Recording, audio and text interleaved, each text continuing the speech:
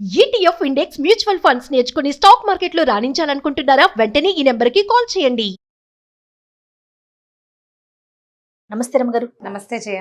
So ఈ అమావాస్యకు సంబంధించి అసలు ఎలాంటి విధి విధానాలు ఉన్నాయి?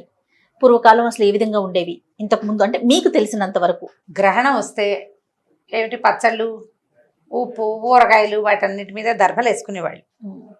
తర్వాత ఏమో గ్రహణ కాలంలో జపం చేసుకునేవాళ్ళు, తర్పణాలు విడిచేవాళ్ళు, పట్టు స్నానం, విడుపు స్నానం చేసేవాళ్ళు. తొందరగా అంటే గ్రహణం వేళకి ముందే ఆహారం అరిగిపోవాలనేది సాధారణ నియమం, ఎవరైనా చేసేదే. మధ్యాహ్నపు వంట పొద్దున్న చేసి పెట్టుకోకూడదు. పొద్దున్నే ఏదైనా బ్రేక్ఫాస్ట్ చేసుకుని తినడం. ఉండగలిగే వాళ్ళు ఉంటారు, లేని వాళ్ళు ఏ రాగి మాల్టో తాగి ఏదైనా ఒక గ్లాస్ పాలు తాగి కాస్త ఏదైనా తిని ఆగుతారు. అక్కడి నుంచి గ్రహణం మొదలయ్యేసరికల్లా పట్టు స్నానం చేస్తారు. స్నానం చేసి జపం చేసుకోగలిగిన వాళ్ళు, మంత్రోపదేశం ఉన్న వాళ్ళు కనుక ఉంటే, మామూలు సాధారణంగా స్తోత్రాలు చదువుకోవడం, విష్ణు సహస్రనామ చదువుతాం, లలితా సహస్రం, అవన్నీ ఎవరిష్టం వాళ్ళది. కానీ ఉపదేశమైన వాళ్ళు, గాయత్రి ఉపదేశం ఉన్నవాళ్ళు లేదా మంత్రోపదేశాలు ఉంటాయి కదా, ఆ మంత్రాన్నే జపం చేసుకుంటే విశేషమైన ఫలితం లభిస్తుంది గ్రహణ కాలంలో అని చెప్తారు. మంత్రం జపం చేసుకోవటం, తర్వాత విడిపు అయిన తర్వాత 2 గంటలకి మళ్ళీ స్నానాలు చేసి అప్పుడు వంట మొదలు పెట్టుకుని వంట చేసుకుని భోజనం చేయటం. దేవాలయాలు పొద్దున మూసేస్తారు కదా, సాయంకాలం దేవాలయ దర్శనానికి వెళ్ళి రావచ్చు. ఆ సాయంత్రం ఈ 2 గంటల తర్వాత స్నానం చేసి వంట చేసుకుంటాం కదా, దేవుడికి ఏదైనా బెల్లంతో పరమాన్నం లాంటిది వండి భగవంతుడికి నైవేద్యం పెట్టుకోవచ్చు మన ఇంట్లో పద్ధతులను బట్టి. ఇప్పుడు ఇవన్నీ ఎవరి విధానాలు వాళ్ళవి. ఈ గ్రహణ కాలంలో దానాలు చేయాలని చెప్తారు, రకరకాల దానాలు. ఆవుకి దానం చేయటం, సూర్యుడికి గోధుమలు చెప్తారు నవగ్రహాల్లో ఒక్కొక్క గ్రహానికి ఒక్కొక్క ధాన్యం చెప్తారు. అవునండి. అందుకని పొద్దున గోధుమ పాయసం చేసి మనం నైవేద్యం పెట్టుకుని బ్రేక్ఫాస్ట్ చేసుకోవచ్చు. లేదా గోధుమ పిండితోటి చపాతీలు చేసి ఆవులకి పెట్టచ్చు. ఇది ఒక దానం పద్ధతి, దాన ప్రక్రియ. పట్టు విడుపు స్నానాలు చేసి ఈ మధ్యలో ఈ నక్షత్ర జాతకులు ఎవరైతే ఉన్నారో ఆ నక్షత్రం కలిగిన వాళ్ళు జపం చేసుకుంటే వాళ్ళ దాని మీద దీని తాలూకు ప్రభావం లేకుండా ఉంటుంది. కొంత తప్పించుకోగలుగుతారు, మొత్తం అంతా పోతుందని చెప్పలేము, కొంత మటుకు తప్పించుకునే అవకాశం ఉంటుంది. ఇది ఒక పాయింట్. ఇక అక్కడి నుంచి పెద్దవాళ్ళు, పిల్లలు కూడా పొద్దున 8 గంటలకి తినేస్తే కొంచెం బాగుంటుంది. అన్నం అరిగిపోతుంది. పిల్లల్ని అన్ని గంటలు ఆపలేమంటే 9:30 వరకు కూడా పర్వాలేదుట. పిల్లల ఆహారం ఎంత, వాళ్ళ పసిపిల్లలకి పెట్టకుండా ఎలా కుదురుతుంది? వాడు 9:30 కూడా పిల్లలకి పాలు ఇవ్వచ్చు, ఏం పర్వాలేదు. పిల్లడికి పాలు ఇవ్వాల్సి వచ్చి మరీ పసిబిడ్డలకి అంత నియమం లేదు. వృద్ధులకి, తర్వాత షుగర్ టాబ్లెట్లో వేసుకునే వాళ్ళకి అంత నియమం లేదు. కానీ మరి తప్పదు కదా వాళ్ళ ఆరోగ్యాల దృష్ట్యా. వీళ్ళని ఎండకి, వాకిలికి ఎక్స్పోజ్ కానివ్వకుండా చల్లగా చీకటిగా ఉండే వాతావరణంలో ఉంచుకోవాలి. సూర్యుడి తాలూకు ఏ పొడ సోకకుండా ఉంచుకుంటే వీళ్ళు ఏదైనా తీసుకున్నా పర్వాలేదు. ఊరగాయలు, ఉప్పు, పసుపు, తర్వాత కారం, చింతపండు, తర్వాత పాలు, పెరుగు, వాటన్నిటికీ దర్భలు తలా ఒక ముక్క వేసుకోవటం. మా వాళ్ళు అయితే ఒకళ్ళు చెప్తారు, మేడ మీద దర్భలు వేసేస్తే దాని ఎఫెక్ట్ మనకి రాదని. దర్భగడ్డి రివర్స్ చేస్తుందట, అతి నీలలోహిత కిరణాలని రివర్స్ చేస్తుందని నమ్మకం. ఓకే, అదొక పంద. తర్వాత ఏం చేయాలి, ఇది విడిచిన తర్వాత కొద్దిగా పసుపు నీళ్ళు చల్లుకుని ఇల్లంతా తుడుచుకోవటం, వాకిలు కడుక్కోవటం, అది చేయాలి. కాస్త పేడకళ్ళాపు చల్లటాలు, ఊళ్ళలో అయితే పేడకళ్ళాపులు అవి చల్లుకుంటారు. మిట్ట మధ్యాహ్నం కదా అని అనుమానం పడక్కర్లేదు.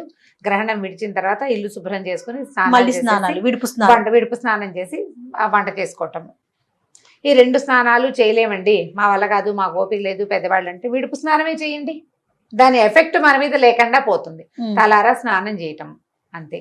కుదిరినంత దానం చేసుకోవటం. ఏవైనా దానాలు అంటే కూరగాయలు దానం చేయొచ్చు, ధాన్యాలు దానం చేయొచ్చు, అన్నదానం చేసుకోవచ్చు.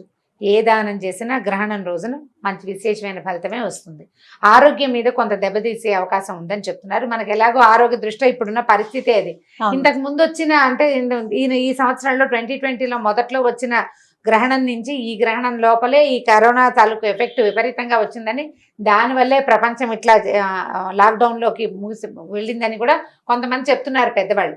నాకంత విశేషంగా వాటి గురించి తెలియదు, సాధారణమైన విషయాలే మనం చెప్తున్నాము, మాట్లాడుకుంటున్నాం కాబట్టి ఈ మాటలు చెప్తున్నాను. కానీ ఇవి అందరూ చెప్పేవి. ప్రధానంగా ఏంటంటే ఇవి లోక సహజంగా అందరూ ఆచరించే సామాన్యమైన విషయాలు.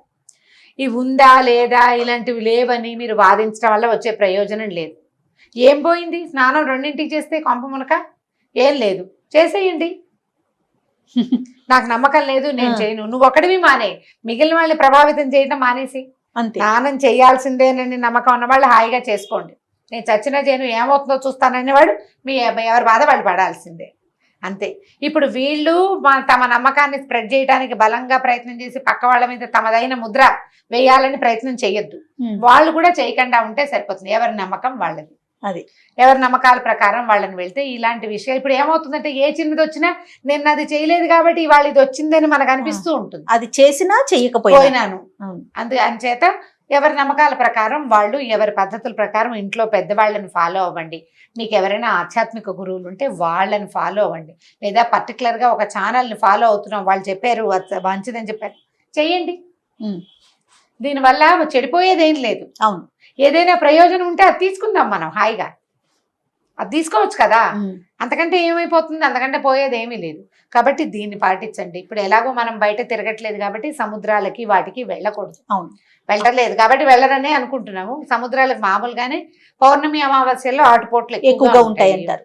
మామూలుగా గ్రహణ స్నానాలు సముద్ర స్నానం చేయాలని, గ్రహణ కాలంలో సముద్ర తీరంలో లేదా నదీ తీరంలోనూ జపం చేస్తే విశేషమైన ఫలితం ఉంటుందని పెద్దవాళ్ళు చెప్తారు. అదైతే ఉన్నది.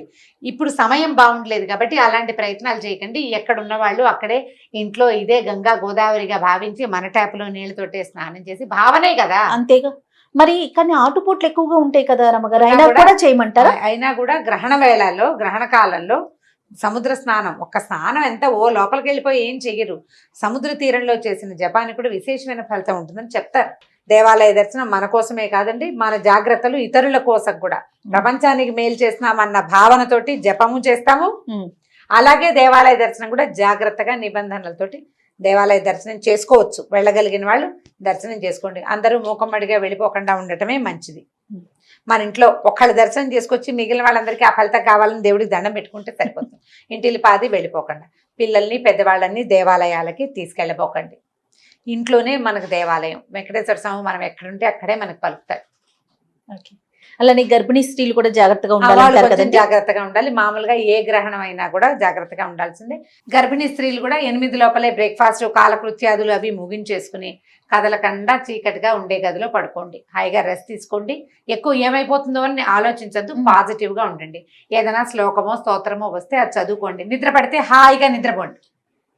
హాయిగా నిద్రపోండి. ఆరోగ్యంగా ధైర్యంగా ఉందామన్న భావనతోటి ఉండండి. ఏం పర్వాలేదు. ఎవరైనా పెద్దవాళ్ళు వాళ్ళు కొంచెం ఎస్కార్ట్ చేస్తే ఏదైనా మంచినీళ్ళు కావాలి, ఏదైనా కావాలి అంటే కాస్త కాలు నొప్పి, వేలు నొప్పి, అప్పుడు అది లేచి అటు ఇటు తిరగకుండా పెద్దవాళ్ళ సహాయంతో మీ పనులు ముగించుకోండి. ధైర్యంగా ఉండండి. ఏం పర్వాలేదు. మన మనసులోనే ఉంది అంతా. కాబట్టి గ్రహణాన్ని దీనివల్ల అదేదో కప్పు మునిగిపోతుందని అనుకోవద్దు. అన్ని గ్రహణాల్లాగానే ఇది కూడా పాటించవలసిన రెగ్యులర్ విధి విధానాలతో చక్కగా గ్రహణాన్ని పంపించేసేద్దాం మన జీవితాల్లో. మళ్ళీ వచ్చే గ్రహణానికి మళ్ళీ తయారవుదాం. థ్యాంక్ యూ రమ్మగారు. నమస్తే. నమస్తే జయ.